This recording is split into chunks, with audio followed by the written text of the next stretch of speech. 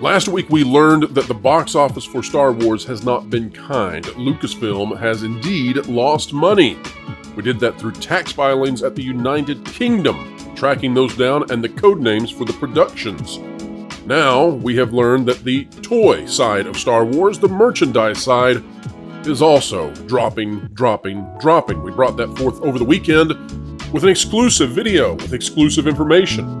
Now we're ready to delve deeper. We're ready to tell you how much worse it can possibly get.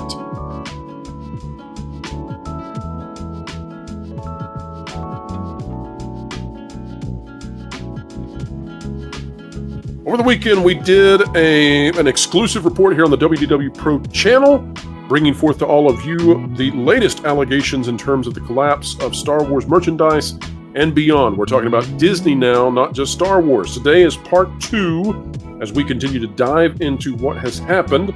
Folks, remember please that we are in rumor and speculation territory. This is one of our best sources out there. Some of our greatest scoops of all time here on the channel came from this source, but at the same time, we can't corroborate this. That said, when this source has the kind of track record they do, and when we know their identity, well, you take what they say to you and you definitely run with it. That's what we're doing, but take everything with a grain of salt, please. Now, joining us are two individuals that you should not take a grain of salt with because they're geniuses, in my opinion. Lauren Connor of That Park Place and Tommy Tables, also of That Park Place. Gentlemen, welcome back to the channel. Thank you. Thanks. Thank you. All right, folks, as we get into this content, if you like stuff like this, consider clicking the like button and you might get more stuff like it. And consider clicking the subscribe button, share, and when you click it, you stick it to the algorithms. It's the notification bell. All right, so we will dive straight into the conversation. Here's what we've got. Point number 1, outside of the Lego brand, and this is specifically mentioned as being totally separate. Apparently, Lego is doing quite well. But other than Legos, we are told now that virtually no full-price sales of Star Wars merchandise is achieving anything remotely noteworthy. So there are no full-price sales of Star Wars that would be of note inside the industry. This is a complete 180 versus where this was when Disney acquired the brand. I'm going to hand it to Tommy first. Tommy, you are quite the toy collector. Tell us why you think this might be that Star Wars has seen such a decline in the full-priced lineup. Well, geez, how many hours do you have? I mean, I could talk about this forever. And just basically, when I saw your video with Jesse, I felt as if he was a kindred spirit because I've been collecting toys now for many, many years. Star Wars, Transformers, G.I. Joe, all sort of the major lines. And I've also been, active in the online communities, with the Transformers community back, like even in the 90s, I was on message boards. Same thing with Star Wars and whatnot. And I've been following Hasbro in particular, and Hasbro are the ones who are the one of the major toy companies, one of the big two, including Mattel. But Hasbro are the ones who have Star Wars, the main Star Wars franchise. They've got the Transformers franchise. They've got a number of other very popular ones. And so one of the things that I wanted to say is that, okay, on the screen right now, you've got this picture of one of the Ahsoka characters, Merrick, right? He should be very afraid of lightsabers. I don't know why, but he seems to be the only character who should fear them.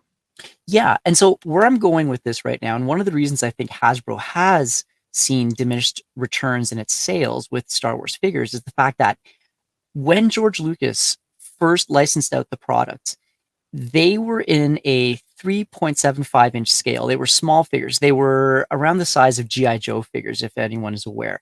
And part of the collecting trend of Star Wars figures has been for these little figures, and they have been selling these figures for decades. Hasbro, in the last, I'd say 10, 12 years or so, had decided that they were going to try to switch things up a little bit. They wanted to go with larger figures, 6-inch figures. And if you ever collect Marvel Legends, if you collect, not wrestling figures per se, but these are a larger format. And there are a lot of reasons as to why they might have done this, but the fact remains that I think Hasbro missed out on a crucial aspect of Star Wars figure collecting. And that is that you've got the figures, but you've also got the vehicles. You know, it's kind of like pepperoni on pizza. You need both. And with these larger figures, the 6-inch scale that they decided to go with, it's financially prohibitive to make large vehicles. So going back to those two Tommy, photos, when did they make that decision? Do you know? I believe it was about a decade ago, and they've been trying to push this new series called the Black Series, and that's what they call it. And when you go back to those two photos there, one of those is that Merrick is the Black Series figure, right? And he looks pretty cool. Like you look at him, you think, wow, okay, this guy's got some neat armor. He's got this sort of mask. He's got this double-bladed lightsaber. Like that is a toy that would appeal to boys, I think. If you saw it hanging on the pegs, you'd be like, that's something that I would like to buy. Your kid might be like, oh, wow, that's pretty cool. That's a tough bad guy. That's a tough bad guy, exactly. But that is the 6-inch figure, which is, more expensive than the smaller ones. And more difficult to manipulate and play with if you're a small child. You know, it's not so easy to play with these big figures as it is the small figures in their hands. That too. And the point I was going to get to is that a lot of collectors have really resisted Hasbro changing and trying to put the emphasis on these larger sized figures. People like myself who've got bins full of these smaller ones, we still want these smaller figures because we have tons of vehicles. Like we've bought the Millennium Falcon, we've bought the AT-ATs, we've bought even the HasLab, like their crowdfunding vehicles. They're all geared towards this scale. So this is a prime example of, I'm not sure what Hasbro is doing, because the vintage figures, the vintage collection figures, which are the smaller ones, when you compare it side by side, you look at this and you think, which one would a young boy rather get? Would they rather get a cool bad guy in like this mysterious armor, or would they like to get a school teacher with with a couple of dots on her head? And like that is, and I shouldn't, or sort of like some strange markings on her face. And I mean, it doesn't make sense. Like when you look at the product choices that Hasbro has been making in terms of which characters will get a more popular, smaller scale figure, they're out of left field. So that was part of the example that I wanted to make about Disney. Like, to go back to your question, a lot of the fault, of course, lies on Disney and Lucasfilm for basically turning Star Wars, taking it from a boys franchise into essentially a girls franchise at this point. But also Hasbro too have been trying to make changes and go against established collector trends. And they've seen some success, but not as much as I think they would have hoped. And yet they keep trying to double down on this. And in both Disney and Hasbro's case, they're doubling down when they should be like, you know what? Okay, we should relent a little bit and maybe kind of go back to what works. Well, those are excellent points. And Lauren, I want to go to you because that's exactly what we're hearing in regards to what's happening behind the scenes, is that there's actually kind of, what would you say, a feuding married couple dynamic going on between Disney and Hasbro. Disney and Hasbro are stuck together, but they don't like it. Let me tell you this real quick, and then I want you to comment on it as well as what Tommy said. According to the source that we have, Hasbro, when they originally went to Disney to try to be the licensee for bringing forth Star Wars merchandise, Star Wars toys, it was a big battle because Mattel also wanted in on this. You can imagine that when Disney picked up Star Wars, the biggest toy companies out there were saying, oh my gosh, this is huge. And we all thought out there that this could be huge as well. We didn't realize what Star Wars would do, and neither did Hasbro. And according to this, what I've received, the reason that Hasbro won out and beat Mattel is because Hasbro presented Mattel as being female-centric, girl-centric lines, and that Hasbro knew how to market to boys. They knew what boys wanted, and they could deliver to Disney. That the entire reason that Disney picked up Star Wars and Marvel, by the way, is because they realized that they were failing dramatically in reaching boys. They were doing well with girls with their princess lineup. And so Hasbro said, we are the boy toy making machine. We will do this. Now, Hasbro, according to the source, their executives, their team, they feel betrayed because the force is female, because Disney took Star Wars into an area that Hasbro doesn't know what to do with it. They don't know how to make girls buy Star Wars toys and that's what they feel that Disney put them in the position to have to do. I think you've actually got a couple of different problems, and that is one of them, but I don't think it's the major one. I think it's important to emphasize that I agree with what Tommy is saying, is that you have the 3.75-inch action figure line. This is actually the rare case where we get to whip out our professor hats and say there actually is a distinction between action figures and dolls. And I think that's part of the issue here, is that traditionally the action figures are the 3.75-inch line. You have your play sets, your vehicles. That's where you have kids playing with things. But weirdly, because of Star Wars success, this is where it's working against them a little bit, because you had a collector market, and that Black Series of figures was designed to be a premium format. The idea was that you'll have these highly detailed figures that you wouldn't necessarily play with, but they're really showing the detail on the character costumes and sculpts and all of that kind of stuff. And the idea was they'll spend more money for that. And so they really wanted to focus on that, and they had a lot of people demanding that. There was a lot of figures that they wanted in that premium format because you could display them and they were impressive looking, but they're not really toys. They're for display. I think when Disney took over, one of the mistakes they made was they went cheaper on the 3.75 action figure line. They have less articulation. Their sculpts are messier than they used to be. It's a weird case where the action figures have actually declined in quality. That's beside all of the storytelling elements and everything. That's also been a problem. There's been an awful lot of these Star Wars series where they're not really introducing radically different vehicles, and that was always something that George really focused on. A big part of the play that came from these toys was with your vehicles and play sets, and because they're not really focusing on that, they're more character-centric, you're not getting new designs to play with, and the way kids have played traditionally, it has changed. Kids don't play with action figures quite like they used to. That's probably part of why they wanted the shift to the collector's market. Younger kids are gravitating more towards games and interactive entertainment. They're not playing with physical toys the way they used to.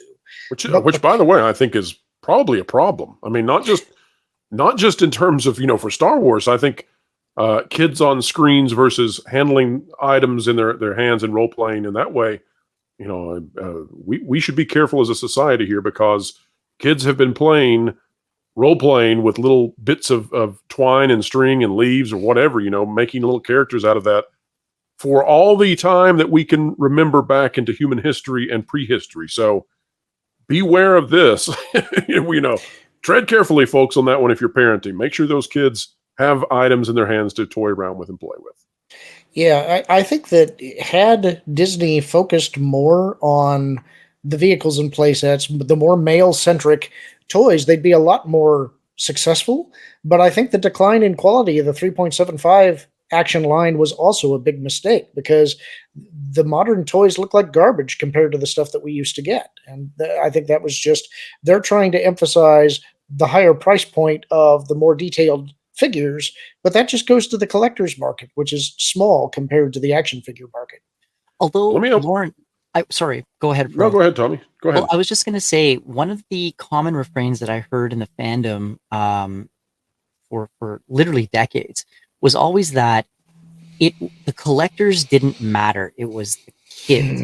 The majority of the sales for any toy product, Transformers, Star Wars, whatever, it was the big box retailers, the stuff on the shelves. It was the kids getting their parents to buy it.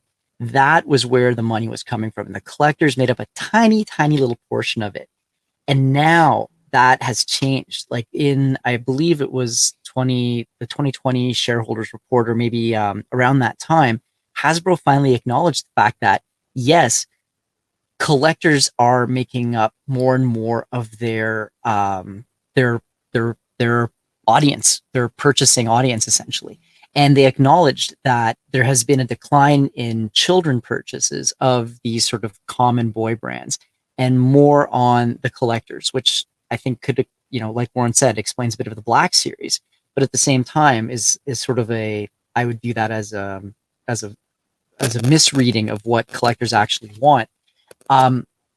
Suffice to say, though, the other sort of aspect, the other thing that I wanted to point out too, is the fact that we're not seeing.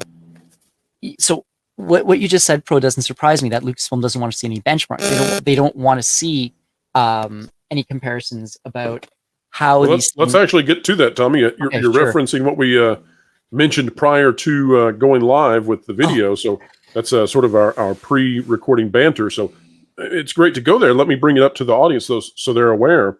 What Tommy's referring to is that, according to this source that we have, again, allegations, folks, rumors, Lucasfilm has put a lid on Hasbro looking into the benchmark data for the original trilogy era or prequel eras.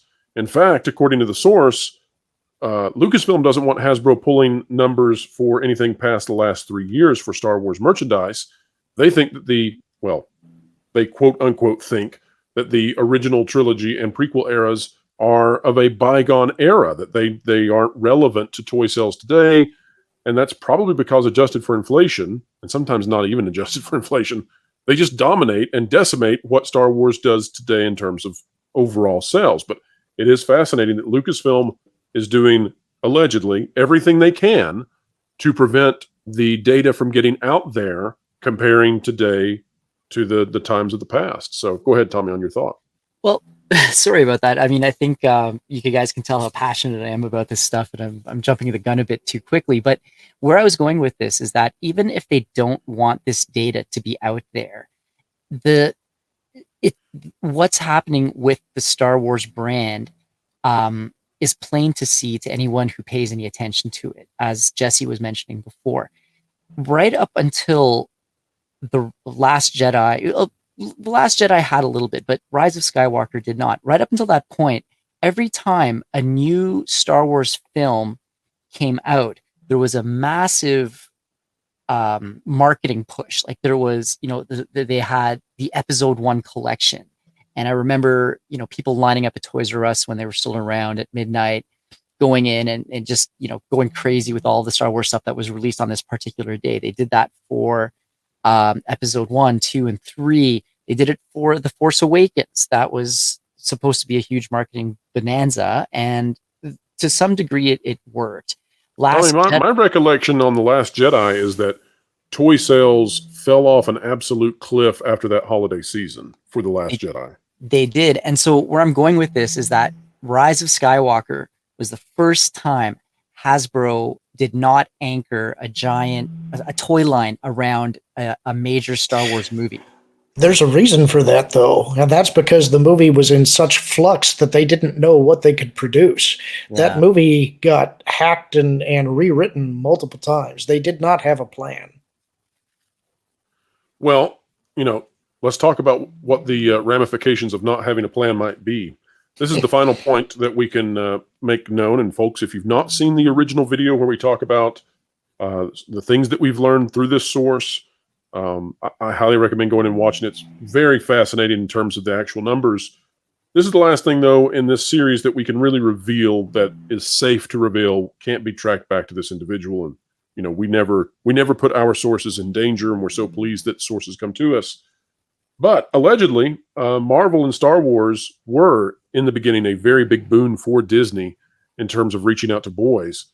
But according to this source, who is highly placed, and, we give them all the credibility in the world, apparently the drop has been so precipitous in the last few years for Disney in terms of their toy sales, specifically for boys, that they have essentially negated the bump that they saw through Marvel and Star Wars. And the allegation here is that Disney has seen a 40% decline in toy sales at the big box retailers. Now, that is being said to be enough to make it as if they never picked up Marvel and Star Wars, period. I don't know what you guys think about that, but it's a tremendous thing if it's true. I mean, if I were Hasbro, I'd probably be looking very seriously at whether or not I want to renew the Star Wars and Marvel licenses when they come up, quite honestly, because I'm sure they're paying out the wazoo to Disney for the privilege of making these products. Well, you can see why they would be acting like an unhappy married couple.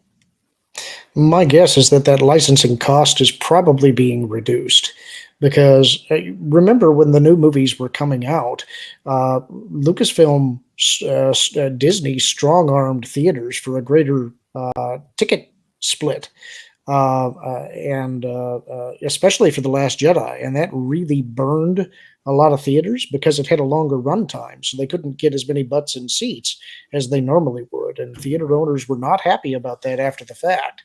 Because the value of the brand is declining, I think that would be the negotiating point for Hasbro, is that this isn't as valuable to us. You can't charge us as much for the license. You become a niche property. Let me give you guys one last thing to chew on and talk to the audience about. This is not new. This is not something that we're bringing out today. We've talked about this many months ago. But our understanding is that Hasbro is or has been furious with Disney, in particular because Disney had the opportunity to give them something that they could actually market to boys.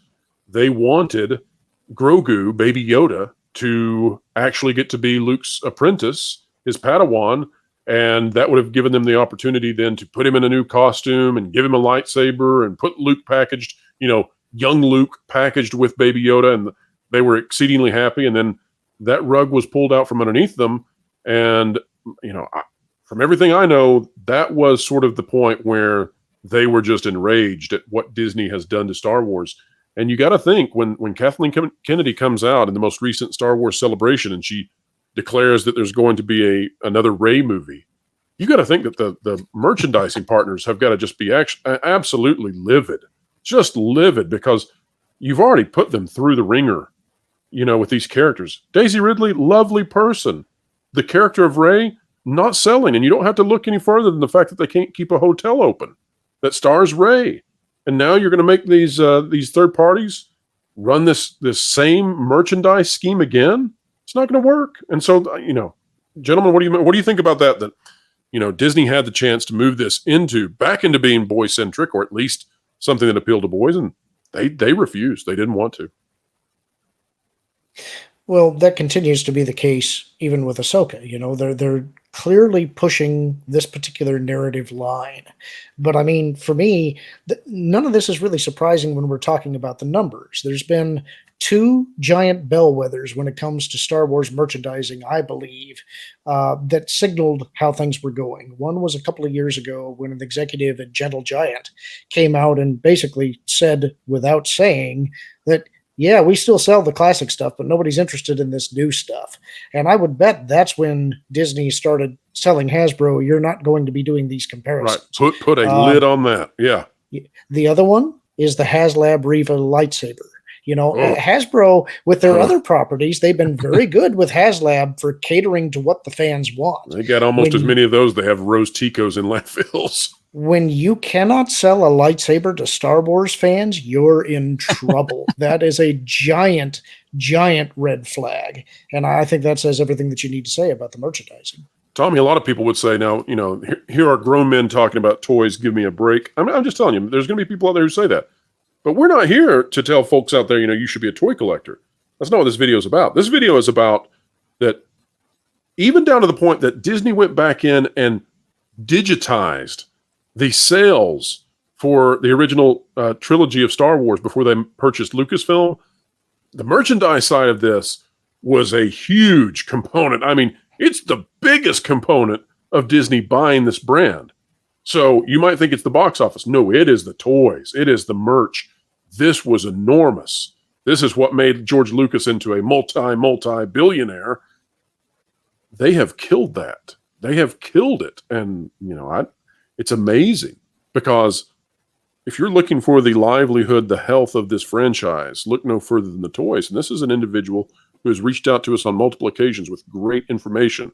And he's saying this franchise is dead in merch sales. Yeah, absolutely. I mean, just as Jesse was saying in the previous video, I like to sort of hit up the big box retailers, go to the toy aisle, see what's there. I remember when you would have, almost an entire aisle at Walmart dedicated to Star Wars stuff. You did at certain times. You did. And now, I was at Walmart today. I went to the aisles. I saw 3 Rivas and 1 R2D2 on the shelves. And they were kind of hidden behind, I think like Beyblade or something else. It's just the shelf presence has absolutely declined dramatically. It's been And it's given over to Mario, to Sonic, yeah, Teenage Mutant Ninja Turtles, little resurgence there.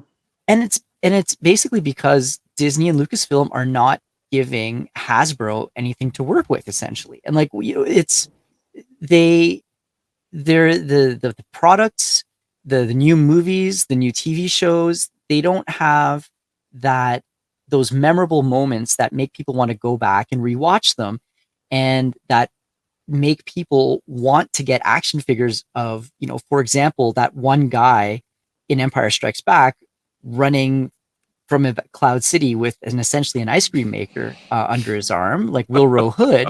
They made an action figure of him.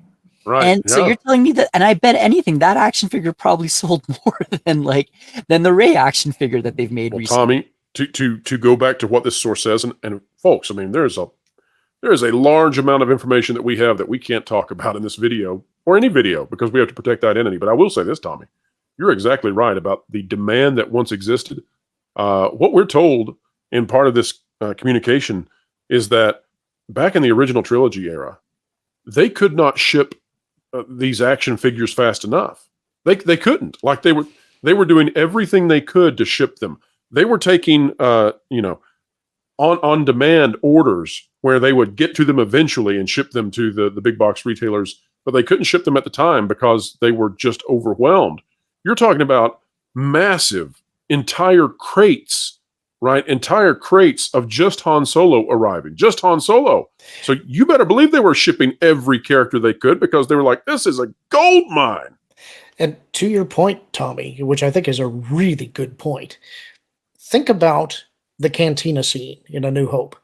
Every alien in that bar you wanted to know more about. When they published the novel Tales from the Mos Eisley Cantina, it was huge. Everybody wanted all of the characters that were in that cantina.